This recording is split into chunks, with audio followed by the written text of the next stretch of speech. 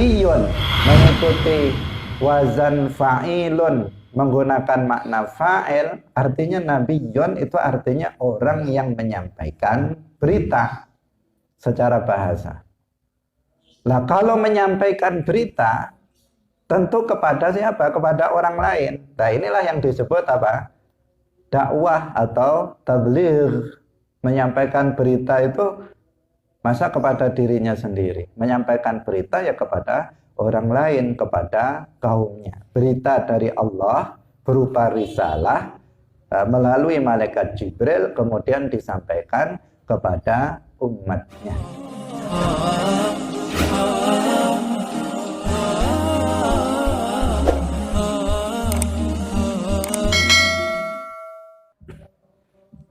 Assalamualaikum warahmatullahi wabarakatuh. Hadirin hadirat kaum muslimin muslimat, pemirsa Madu TV rahimakumullah. Pada pagi hari ini kita masih membahas tentang sifat wajib bagi para rasul. Sifat yang secara akal pasti para nabi itu bersifatan dengan sifat-sifat tersebut. Telah kita jelaskan dua sifat wajib bagi para nabi, yaitu yang pertama fatonah, kemudian yang kedua adalah as-sidqu. Hari ini akan kita bahas sifat Allah at-tablighu. Mari kita ikhlaskan niat kita ngaji lillahi ta'ala. Qala al-muallif rahimahullah arsala anbiya dhawi fatanah bisidqi wat tablighi wal amanah. Di antara sifat para nabi adalah at-tabligh. At-tabligh artinya menyampaikan risalah, menyampaikan risalah Allah subhanahu wa ta'ala, menyampaikan risalah Allah subhanahu wa ta'ala kepada umat manusia. Menyampaikan risalah yang dimaksud di sini adalah menyampaikan agama Islam, aqidatul Islam, dan aturan-aturan Islam, syariat Islam kepada umat manusia, agar umat manusia itu menjadi selamat nanti di akhirat. Sebagaimana telah kita sebutkan sebelumnya bahwa para nabi memang tugasnya adalah tabligh, mubasysyirina wa mundzirin. Mereka tugasnya adalah at-tabsyir wal inzar. Itu sudah menjadi tugas dari seluruh para nabi. Karena itulah maka semua para nabi itu bertabligh, yaitu menyampaikan agama Allah, menyampaikan risalah Allah, menyampaikan syariat Allah kepada umat manusia, agar semua manusia itu bisa memeluk agama Islam dan mendapatkan keselamatannya nanti di akhirat. Hadirin hadirat rahimakumullah, perlu disampaikan di sini bahwa Asy-Syaikh Ahmad Al-Marzuqi dalam nazamnya beliau mengatakan arsala anbiya dzawi fatanah bisidqi wat tablighi wal amanah, bahwa yang bersifatan dengan empat sifat ini adalah anbiya, para nabi. Artinya para nabi secara umum, baik dia adalah nabi yang rasul maupun nabi yang bukan rasul. Jadi baik itu nabi yang rasul maupun nabi yang bukan rasul, itu sifatnya empat ini. Jadi empat sifat ini yaitu apa? Fatonah, kalau di sini urutannya fatonah, sidq, tabligh dan amanah. Ini adalah sifat para nabi. Baik para nabi yang menjadi rasul maupun para nabi yang bukan rasul, semuanya memiliki empat sifat ini, termasuk diantaranya adalah at-tabligh. Jadi yang berdasarkan dari perkataan Asy-Syaikh Ahmad Al-Marzuqi dalam Aqidatul Awam ini, berarti yang bersifatan dengan tabligh itu bukan hanya nabi yang rasul saja, tetapi nabi yang rasul maupun nabi yang bukan rasul. Nah, jadi pernyataan ini berbeda dengan pendapat sebagian ulama. Jadi dalam hal ini ada tentang perbedaan antara nabi dan rasul, itu ada dua pendapat yang dikemukakan dalam beberapa kitab. Nah, ada yang mengatakan bahwa nabi yang rasul itu bertabligh kepada umatnya. Kalau nabi yang bukan rasul itu tidak bertabligh. Ada yang mengatakan seperti itu. Jadi kalau nabi yang rasul itu bertabligh, kalau nabi yang bukan rasul itu tidak bertabligh. Ada sebagian pendapat yang mengatakan itu, dan pendapat itu memang ada dalam kitab-kitab sebagian para ulama. Tetapi juga banyak sekali para ulama yang sebagian mereka adalah para ulama salaf itu yang menyatakan tidak begitu. Nabi yang rasul maupun nabi yang bukan rasul itu sama-sama diperintahkan untuk bertabligh. Dan diantaranya adalah Asy-Syaikh Ahmad Al-Marzuqi dalam kitab ini.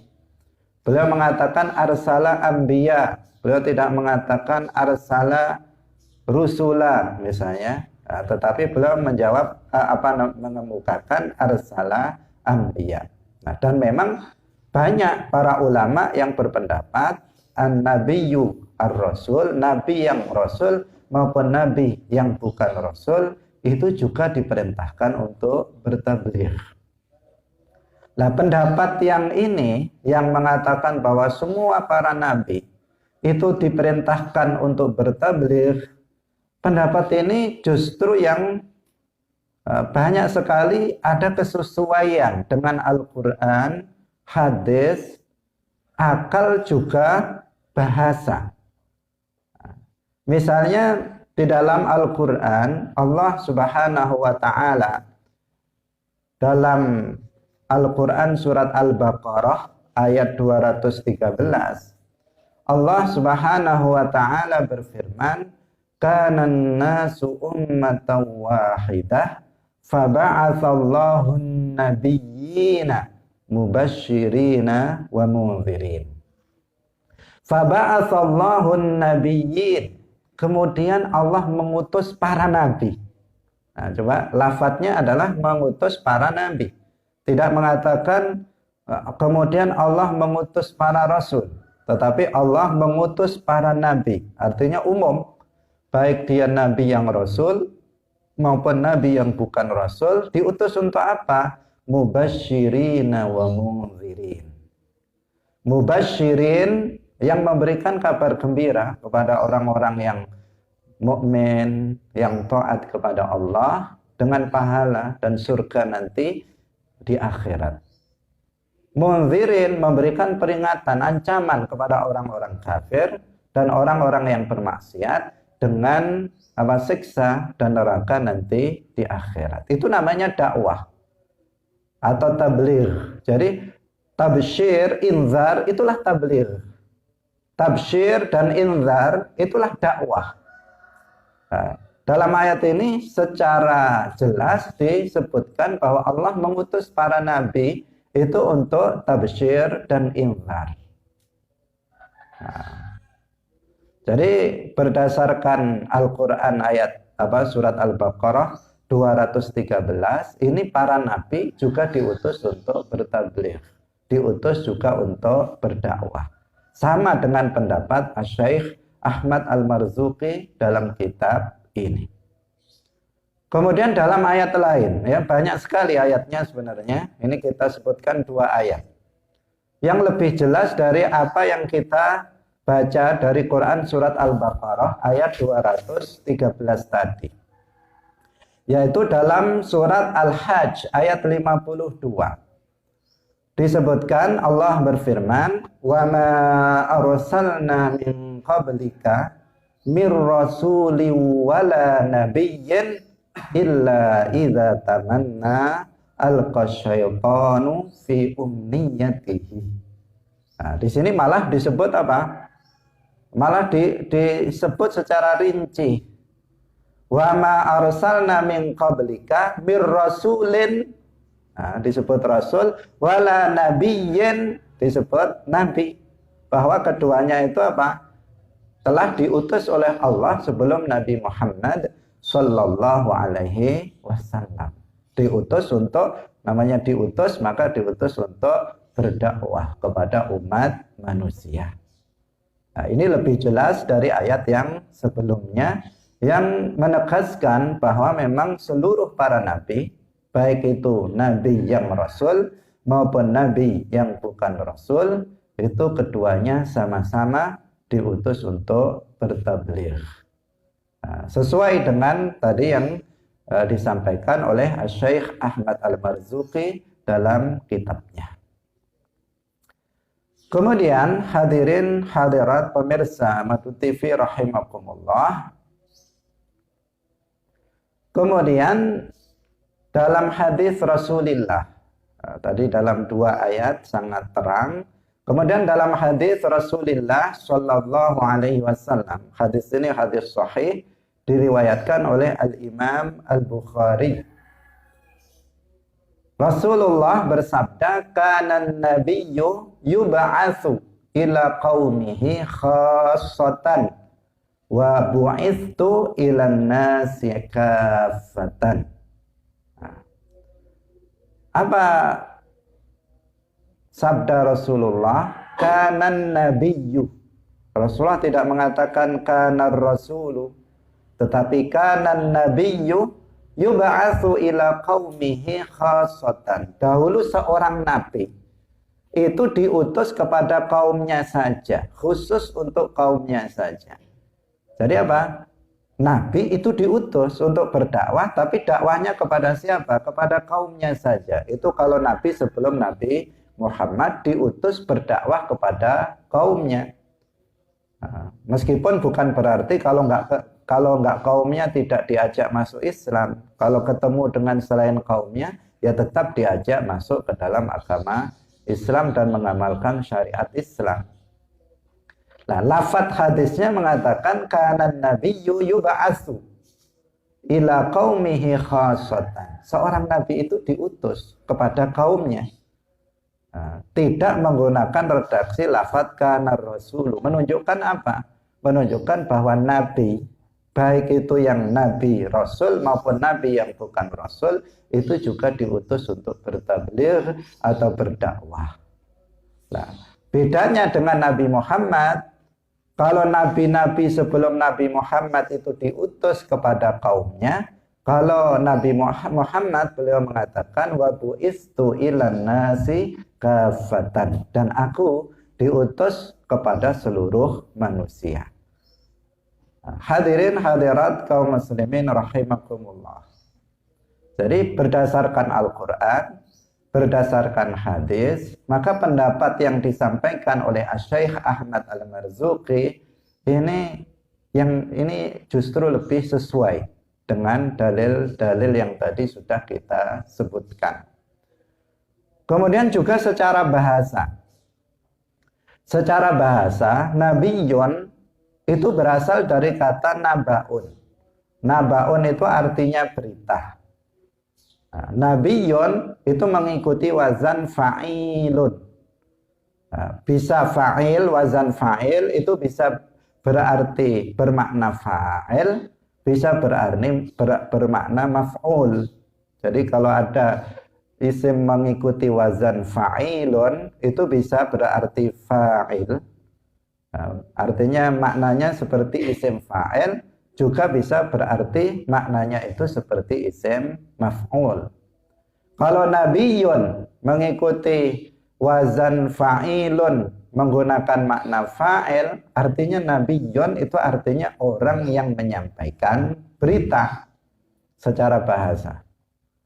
Nah, kalau menyampaikan berita tentu kepada siapa? Kepada orang lain. Nah, inilah yang disebut apa? Dakwah atau tabligh. Menyampaikan berita itu Masa kepada dirinya sendiri? Menyampaikan berita ya kepada orang lain, kepada kaumnya. Berita dari Allah berupa risalah melalui malaikat Jibril kemudian disampaikan kepada umatnya. Nah, kalau misalnya nabiyun itu dimaknai dengan isim maf'ul, nabiyun itu berarti orang yang berarti orang yang mendapatkan berita. Nah, orang yang mendapatkan berita berupa risalah dari malaikat Jibril untuk disampaikan kepada umatnya. Jadi dari sisi bahasa pun seorang nabi, meskipun dia bukan rasul, itu juga berdakwah. Ini. Hadirin hadirat rahimakumullah. Kemudian secara akal,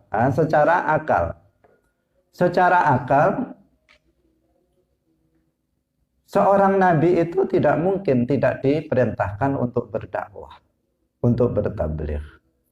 Kita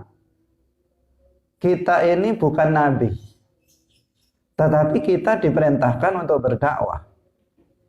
Rasulullah bahkan bersabda, "Ballighu anni walau ayah." Sampaikanlah dariku meskipun hanya satu ayat. Nah, kita bukan nabi, bukan rasul, diperintahkan untuk berdakwah. Lalu bagaimana mungkin seorang nabi tidak diperintahkan untuk berdakwah? Nah, dan bagaimana dikatakan bahwa seorang nabi itu berdakwah untuk dirinya sendiri? Padahal kemuliaan para nabi itu terletak dari karena mereka diutus oleh Allah untuk berdakwah kepada umatnya, kepada umat manusia. Karena mereka diberi tugas mubasyirina wa mundzirin, karena mereka diberikan tugas oleh Allah untuk menyampaikan risalahnya, maka mereka menjadi manusia pilihan yang mulia. Orang yang berdakwah berarti mereka melakukan tugas para nabi. Dan dengan sebab itu maka seseorang yang melakukan dakwah di dalam hidupnya, menghabiskan waktunya untuk dakwah mengajak umat manusia untuk memeluk Islam, untuk mengamalkan syariat Islam, maka dia akan mendapatkan kemuliaan indallah. Demikian juga para nabi dahulu, mereka mendapatkan kemuliaan yang di atas seluruh makhluk, itu karena tugas mereka berdakwah. Wa kullan faddalna 'alal 'alamin. Dan seluruh para nabi itu kami utamakan atas alam semesta, karena mereka diutus oleh Allah untuk menyampaikan risalahnya kepada seluruh umat manusia. Karena itu secara akal para nabi ini tidak mungkin tidak diutus untuk bertabligh atau berdakwah. Maka sekali lagi Syekh Ahmad Al-Marzuqi dalam kitab ini secara terang mengatakan bahwa yang memiliki 4 sifat ini adalah para nabi.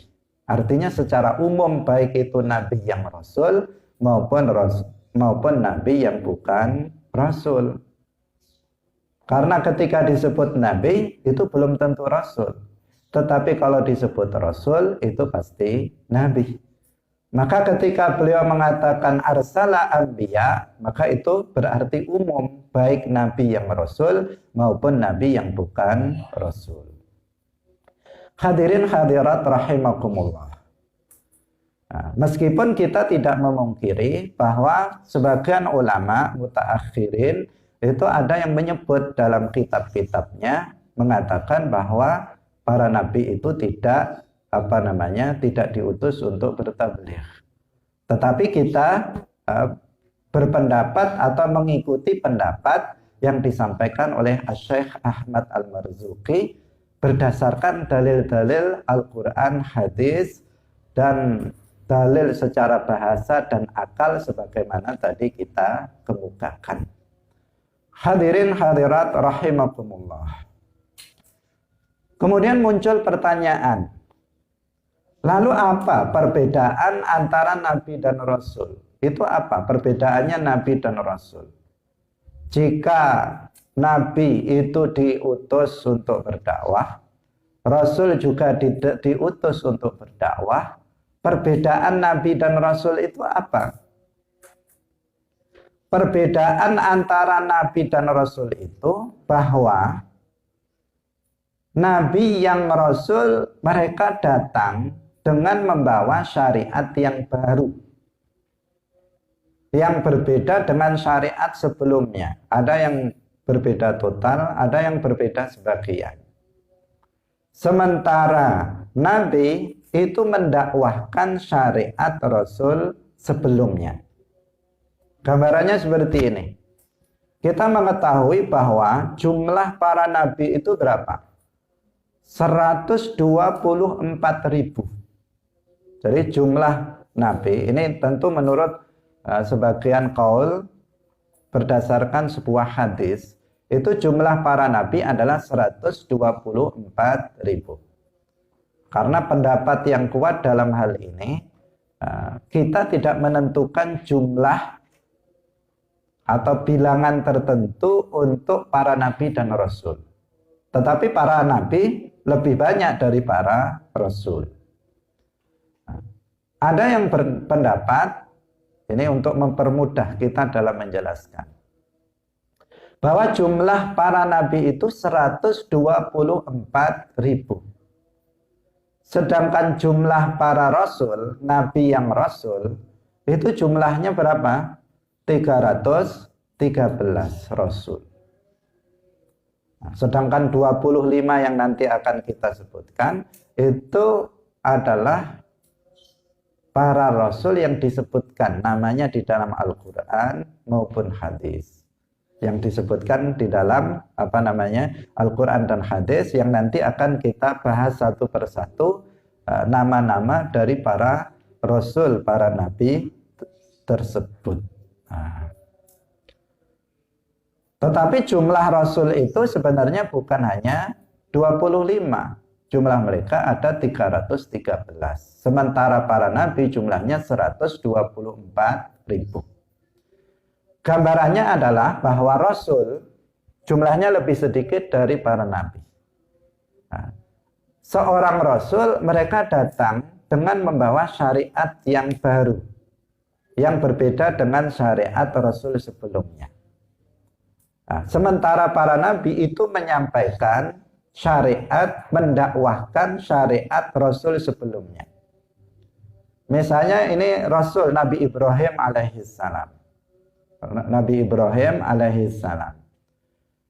Kemudian rasul-rasul yang hidup satu masa dengan nabi-nabi, saya bilang nabi, ya ini rasul Nabi Ibrahim misalnya.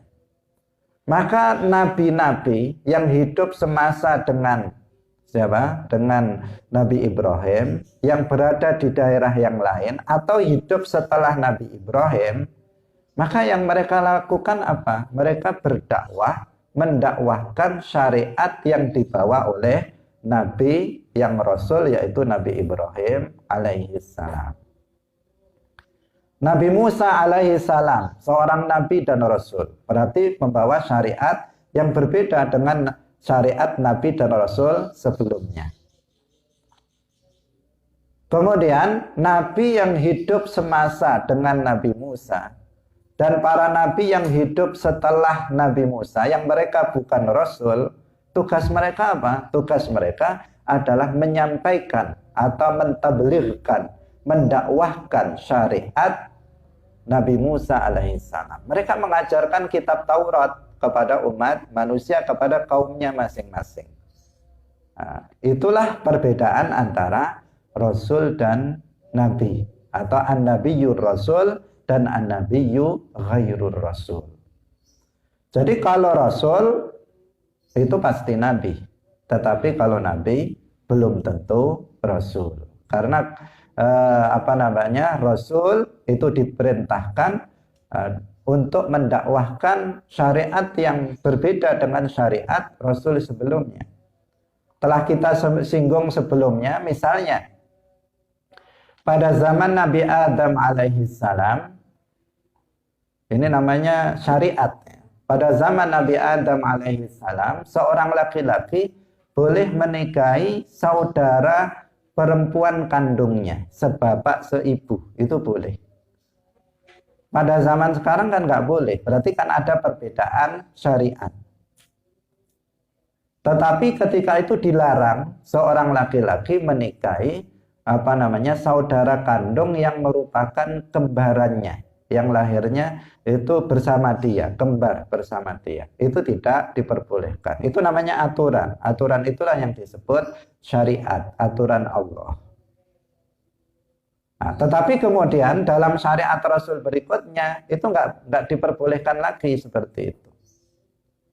Ada dalam syariat Rasul yang lain, dalam masa Nabi Yakub, seorang laki-laki itu boleh menikah dengan dua perempuan bersaudara sekaligus. Jadi misalnya Pak A memiliki dua anak perempuan, itu langsung boleh dinikahkan dengan satu orang laki-laki. Itu dalam syariat Nabi Yakub. Tetapi dalam syariat Nabi Muhammad nggak boleh. Kecuali satu-satu, jika kakaknya sudah mati misalnya, maka adiknya baru boleh dinikahi. Tidak boleh bersamaan. Itu namanya apa? Syariat. Ada lagi syariat misalnya tentang sholat.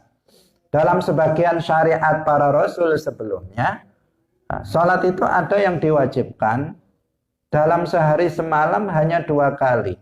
Siang 1 kali, malam 1 kali. Ada juga dalam syariat Rasul sebelum Nabi Muhammad, umat Islam itu diwajibkan sholat sampai 50 kali sholat. Nah, dalam syariat Nabi Muhammad itu hanya 5 kali sholat. Ini namanya apa? Perbedaan syariat yang tadi kita sampaikan. Dalam syariat sebelum Nabi Muhammad, seseorang jika mau sholat tidak mendapatkan air untuk wudhu, maka mereka menunggu sampai dapat air, baru sholat. Dalam syariat Nabi Muhammad, jika seseorang tidak mendapati air dengan ketentuan tertentu, maka dia boleh menggantinya dengan tayammum. Ini namanya apa? Syariat, aturan-aturan. Nah, seorang Rasul itu datang dengan membawa syariat yang baru, yang merubah syariat sebelumnya. Nah, ada yang dirubah, ada sebagian yang ditetapkan, yang tidak dirubah, ditetapkan sebagai yang juga merupakan syariat Rasul berikutnya. Hadirin hadirat kaum muslimin muslimat rahimakumullah. Nah, inilah perbedaan antara Nabi dan Rasul. Bahwa Nabi itu atau Rasul itu datang dengan membawa syariat yang baru. Kalau Nabi, mereka datang untuk mengajarkan, mendakwahkan syariat Rasul sebelumnya. Nah, mana dasarnya? Apakah ada dasar dalam hadis? Ada. Rasulullah Shallallahu Alaihi Wasallam bersabda, "Al-anbiya'u ikhwatun li'allat, dinuhum wahidun wa ummahatuhum syatta." Para nabi itu ibaratnya saudara, satu bapak beda ibu. Maksudnya bagaimana? Rasulullah menafsirkannya. Dinuhum wahid, agamanya itu satu. Berarti bapaknya itu. Yaitu satu. Agamanya satu, yaitu Islam. Wa ummahatuhum aisyara'i'uhum mukhtalifah. Syatta mukhtalifah. Beda-beda syariatnya, berbeda-beda. Dan Nabi yang membawa syariat yang beda dengan syariat sebelumnya, itu adalah Nabi yang Rasul. Sementara Nabi yang bukan Rasul, mereka tidak membawa syariat yang berbeda dengan syariat sebelumnya. Tetapi mereka diutus untuk mendakwahkan syariat Rasul yang sebelumnya. Hadirin hadirat rahimakumullah. Nah, di sini kita insya Allah menjadi jelas tentang perbedaan antara Nabi dan Rasul. Nah, menurut pendapat sebagian para ulama yang didukung oleh berbagai dalil. Nah, meskipun tadi kita sampaikan ada di dalam sebagian kitab karya para ulama mutaakhirin yang mengatakan para nabi tidak diutus untuk bertabligh, tetapi pendapat yang kita melihat didukung oleh banyak dalil adalah pendapat para ulama lainnya yang mengatakan, termasuk yang disampaikan oleh Syekh Ahmad Al-Marzuqi dalam kitab ini, bahwa para nabi itu juga bersifatan at-tabligh. Hadirin hadirat kaum muslimin rahimakumullah. Kemudian yang perlu untuk disampaikan di sini juga bahwa tugas para nabi itu adalah tabligh.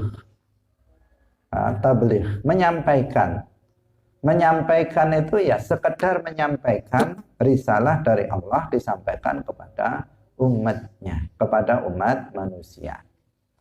Bukan menciptakan hidayah di hati manusia.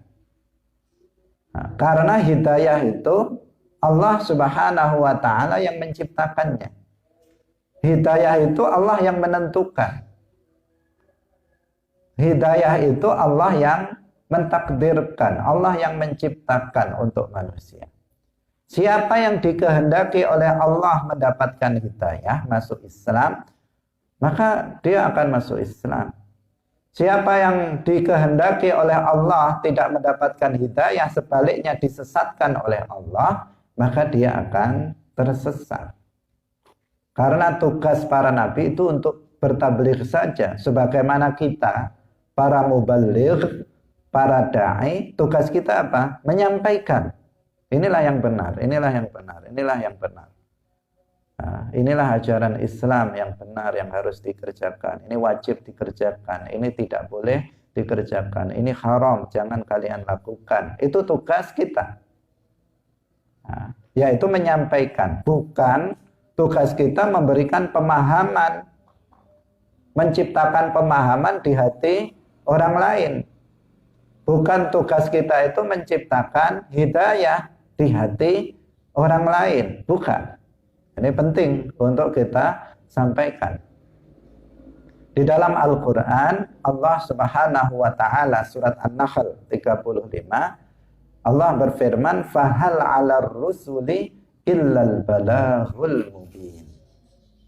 Maka tidaklah atas para rasul itu kecuali menyampaikan yang jelas. Jadi hanya menyampaikan, sekedar menyampaikan risalah kepada umat manusia.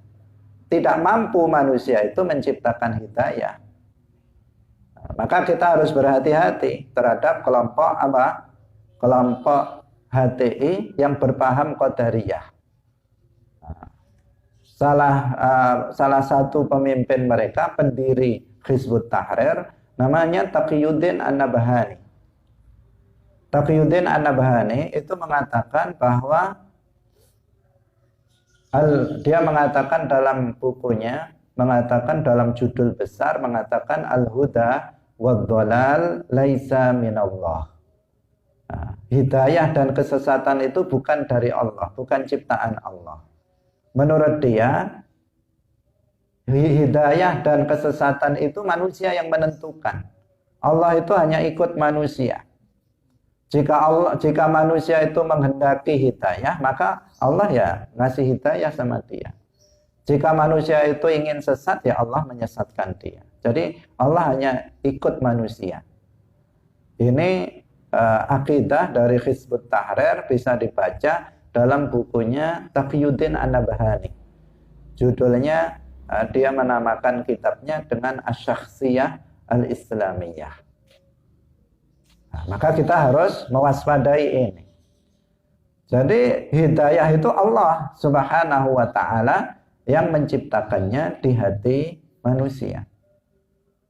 Nah, sehingga dalam sejarah para nabi, banyak sekali keluarga nabi itu yang tidak masuk Islam. Seperti misalnya siapa? Nabi istrinya atau istri dan putranya Nabi Nuh alaihissalam. Istrinya Nabi Nuh itu nggak mau masuk Islam. Putranya Nabi Nuh namanya Kan'an itu juga tidak mau masuk Islam. Padahal putranya Nabi. Kenapa kok seperti itu? Apakah ada yang salah dengan didikan Nabi Nuh? Tentu tidak. Nah, tentu tidak. Nabi Nuh sudah mengajak, sudah menyampaikan risalah kepada keluarganya. Tetapi apa? Allah tidak menciptakan hidayah di hati mereka sehingga mereka tidak masuk ke dalam agama Islam. Ada lagi misalnya istrinya Nabi Lot alaihi salam. Istrinya Nabi Lot itu juga tidak mau beriman, tidak mau beriman kepada suaminya sendiri. Nah, kenapa bisa seperti itu? Karena Allah tidak menciptakan hidayah di hati istri Nabi Lot. Sehingga meskipun sangat dekat dengan Nabi Lot, dia tetap dalam akidah yang sesat, yaitu dalam kekufurannya. Ada lagi misalnya ayahnya Nabi Ibrahim, namanya Azar. Ayahnya sendiri, dia tidak masuk ke dalam agama Islam. Karena apa? Karena Nabi Ibrahim tidak bisa menciptakan hidayah di hati manusia. Allah yang menentukan dan menciptakan hidayah di hati manusia. Yang paling akhir misalnya pamannya Nabi Muhammad, Abu Thalib misalnya. Bahkan Abu Thalib ini adalah paman Nabi yang dekat dengan Nabi karena yang membesarkan, yang memelihara Nabi sejak kecil. Setelah pamannya Abdul Muthalib itu wafat, maka diasuh oleh Abu Thalib sampai beliau menikah, sampai dewasa. Dan Abu Thalib ini bahkan tahu kebenaran ajaran Islam dengan bukti Abu Thalib selalu melindungi dakwah Islam. Dakwahnya Nabi Muhammad selalu dilindungi oleh Abu Thalib alaihissalam dari gangguan orang-orang pembesar Quraisy ketika itu. Tetapi Allah tidak menciptakan hidayah di hati Abu Thalib sehingga sampai meninggal dunia dia tidak pernah mengucapkan dua kalimat syahadat yang menunjukkan masuk ke dalam agama Islam. Nabi Muhammad Shallallahu Alaihi Wasallam sangat ingin Abu Thalib itu masuk ke dalam agama Islam. Bahkan menjelang wafatnya Nabi Muhammad Shallallahu Alaihi Wasallam itu datang kepada Abu Thalib dan meminta Abu Thalib untuk mengucapkan dua kalimat syahadat. Kalau misalnya segan dengan orang-orang kafir Quraisy dengan secara terang-terangan, maka Rasulullah meminta untuk membisikkan dua kalimat syahadat di telinga Rasulullah. Udah bisikkan saja di telinga saya dua kalimat syahadat itu, nanti aku akan memintakan ampunan kepada Allah untukmu. Nah, karena kalau belum masuk Islam kan nggak bisa didoakan ampunan, itu nggak bisa. Kalau orang itu mati dalam keadaan kufur, didoakan Allahumma ghfir lahu, itu nggak bisa, nggak akan diampuni dan nggak boleh. Orang yang membacanya justru bisa jatuh kepada kekufuran karena menentang ayat Al-Quran, innallaha la yaghfiru an yushraka bihi wa yaghfiru ma duna dzalika liman yasha. Karena itulah Nabi ingin Abu Thalib itu ya masuk ke dalam Islam meskipun dengan sembunyi-sembunyi secara sirri. Nanti Rasulullah akan memintakan ampunan untuk dia. Karena Rasulullah sangat ingin pamannya yang bernama Abu Thalib itu masuk ke dalam Islam. Tetapi Abu Thalib tidak mau. Ketika melihat para pembesar Quraisy, dia tidak mau masuk ke dalam agama Islam. Dia tetap di dalam kekufurannya. Mati dalam keadaan kufur. Kenapa? Karena Nabi tidak bisa menciptakan hidayah. Sehingga turun ayat Al-Quran. Allah Subhanahu wa ta'ala berfirman, innaka la tahdi man ahbabta walakinnallaha yahdi man yasha wallahu a'lamu bil muhtadin. Innaka la tahdi, engkau ya wahai Muhammad itu tidak bisa menciptakan hidayah di hati orang yang man ahbabta, orang yang kamu inginkan untuk mendapatkan hidayah. Man ahbabta itu artinya orang yang Rasulullah menginginkan dia mendapatkan hidayah. Bukan berarti Nabi itu mencintai orang kafir. Nah, ini perlu ada digarisbawahi. Man ahbabta itu bukan berarti Nabi itu mencintai orang kafir, yaitu Abu Thalib. Karena apa? Dalam Al-Quran di ayat yang lain disebutkan innallaha la yuhibbul kafirin. Sesungguhnya Allah itu tidak mencintai orang kafir, maka kita tidak boleh mencintai orang kafir. Bukan berarti tidak boleh bermuamalah secara baik dengan orang kafir. Itu sesuatu yang berbeda. Cinta itu dan benci itu di dalam hati. Adapun dalam bermuamalah, maka kita diperintahkan untuk menunjukkan akhlak yang baik dalam pergaulan dengan orang kafir, agar orang kafir tertarik untuk masuk Islam, sebagaimana dilakukan oleh Rasulullah Shallallahu Alaihi Wasallam. Tetapi dalam hati tidak boleh seseorang itu mencintai orang kafir, karena Allah berfirman, innallaha la yuhibbul kafirin. Nah, sedangkan makna man ahbabta dalam ayat ini bukan berarti Rasulullah itu mencintai orang kafir. Tapi maknanya man ahbabta adalah orang yang kamu wahai Muhammad ingin dia masuk Islam.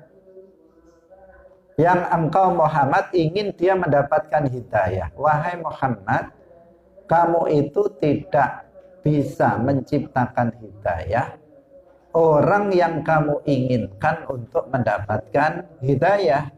Walakinnallaha yahdi man yasha, tetapi Allah itu memberikan hidayah kepada orang yang Allah kehendaki.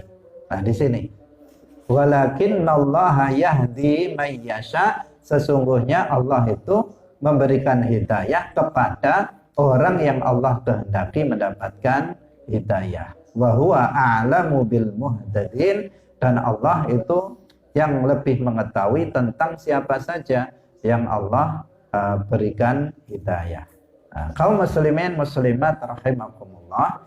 Jadi di sini sangat jelas bahwa para nabi dan juga kita itu tugasnya adalah tabligh.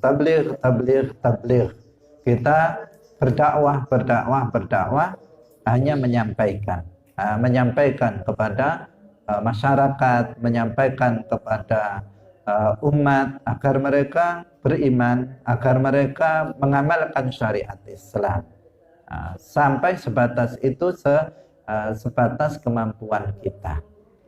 Dan kita tidak menciptakan hidayah maupun taufik di hati masyarakat, di hati manusia. Karena itu para mubaligh tidak boleh putus asa terhadap dakwah yang dilakukan. Saya sudah berdakwah di sini 10 tahun, orangnya tetap aja merengkel misalnya, nggak mau mengamalkan syariat Islam, nggak ada yang mendengarkan ucapan saya. Akhirnya kalau begitu saya nggak usah dakwah lagi. Nah, itu keliru. Nabi Nuh alaihi salam berapa tahun beliau berdakwah? Hampir 1000 tahun beliau berdakwah. Tapi berapa orang yang beriman kepada beliau? Hanya 80 orang. Karena apa? Tugas para nabi itu hanya menyampaikan tabligh. Demikian juga tugas kita itu menyampaikan, bukan menciptakan hidayah ataupun taufik di hati manusia. Nah, sehingga kita tidak perlu putus asa, karena Allah Subhanahu wa Ta'ala yang menentukan seseorang itu mendapatkan hidayah ataupun tidak. Nah, kita dengan bertabligh, meskipun orang misalnya tidak mengikuti kita, tetapi kita sudah mendapatkan pahala dari Allah Subhanahu wa Ta'ala karena kita sudah bertabligh. Hadirin hadirat kaum muslimin muslimat rahimakumullah. Sampai di sini pengajian kita pada pagi hari ini tentang sifat yang terakhir, sifat wajib bagi Allah yang terakhir, yaitu sifat al-amanah. Insya Allah kita lanjutkan besok, karena penjelasan tentang ini juga sedikit agak panjang. Semoga bermanfaat. Barakallahu fikum wallahu muwaffiq ila aqwamit thoriq. Wassalamualaikum warahmatullahi wabarakatuh.